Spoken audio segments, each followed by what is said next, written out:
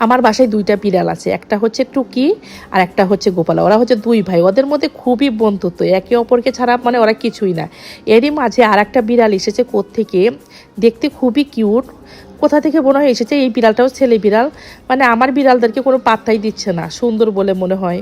মানে আমি আবার গাছ থেকে দেখলাম, ও আমার গাছে কত সুন্দর দেখুন গোলাপ ফুটেছে।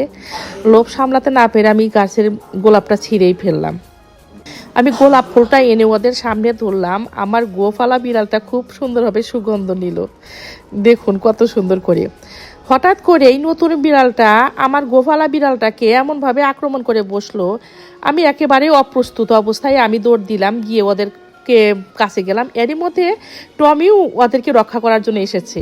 টমি কিন্তু আমার বিড়ালদেরকে খুবই ভালোবাসে। কিন্তু এই ছোট্ট ঘটনার মধ্যে আমি বড় জিনিস বুঝলাম, পশুর মধ্যেও বন্ধুত্ব মায়া আছে, যেটা মানুষের মধ্যেও নেই।